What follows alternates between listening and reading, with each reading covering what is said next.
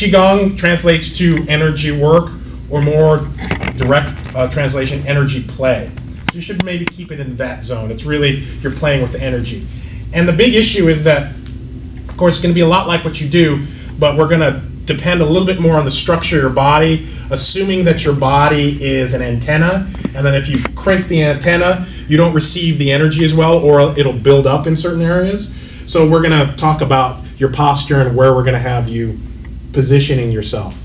The big issue here is about the breath, because we're moving all of this chi with the breath, because chi actually translates directly to breath. So we're actually, instead of just energy work, we're talking about breath / energy work. So that's very dependent on this. So you really want to be aware of how you're breathing and when you're breathing and the style that you're breathing in.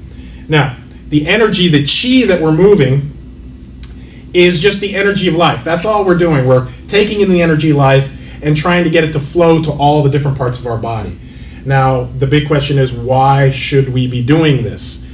Well, one, when your energy gets stuck, that's when either disease, injury, or something not comfortable happens to you.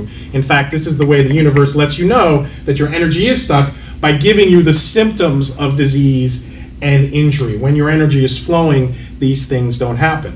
And for the multiple active people in this room, when you become very adept at being sensitive to your energy, you will be able to sense before it manifests in the physical form where you're going to be either injured or getting sick, so that you can kind of get ahead of it. So let's say all of a sudden, as you do more Qigong, you become aware of your flow and the subtle energies, you'll get like a buzz in your shoulder, your neck, or your back. Before your back's even hurting you or nothing's going on with it, you'll feel it there, and so then you'll know to move energy or do your yoga or stretch it before you get the injury. The people who are getting injuries are not receiving the messages, the subtle messages from their energy body or their chi body.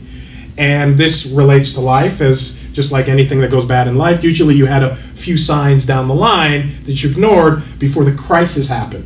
The injury in your body is the crisis of your lack of acknowledgement of the energy that was presenting to you.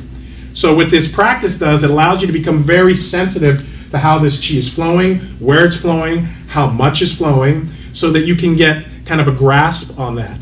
Secondly, it also allows you to become very adept at understanding how to relax yourself, because there's a saying that strength is finite, surrender is infinite, and if you want to access an infinite power, that's the direction that you have to go to.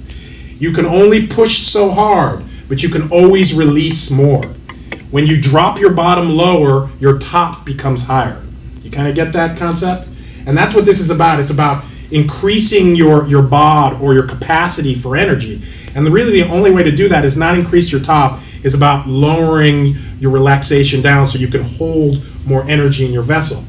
So by doing that with this energy, you'll be able to have more energy throughout the day, modulate your energy better so that you can have more energy when you need it and be able to rest when you need it, be able to turn it off and on and those kind of things. At the very high end, the most adept part of this practice, you get to do the tricks. You know, punch somebody and they fly across the room kind of things, hold your arm up, get stabbed by knives, not bleed. That is all the tricks that you've seen the Buddhist monks do.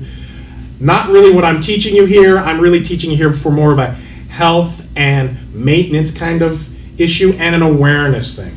So that's kind of what's going on. We're going to just try and get that energy flowing. Lastly, we all have blockages throughout the day. It's just kind of living in American society. And as we start unblocking those things, the things that were being held in those areas will release. Now, when I say release, that means on every level you could have release. That means a physical level, an emotional level, a cognitive level. So some people, they start doing Qigong and all of a sudden, generally, pains start coming up that they didn't notice. Why? It's because they've been ignoring it all day. You lower down the volume of the rest of the tension, and you start noticing the tensions that you were keeping and that you didn't know about. It gives you an opportunity to release those, generally in your neck or in your knees, your back. You'll notice usually those first. Those are the blockages that come up first. Secondly, after you tend to move through those, some of the emotional blockages you tend to hold on, and we all hold on to emotional blockages in our body first. those tend to come up. So some people start laughing, some people cry, some people have these weird emotional things. It doesn't really mean anything, just let them happen. Okay? Secondly, cognitive things. You might be opening up areas that you've stored traumas or things that you don't really want to deal with. And so weird memories will pop up in your head. You go, what the hell was that? I haven't remembered my 3rd birthday in a long time. I don't know why.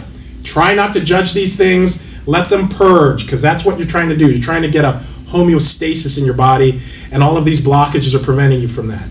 Nothing really is happening other than you're letting go of stuff. So don't worry. Don't oh, something's happening to me.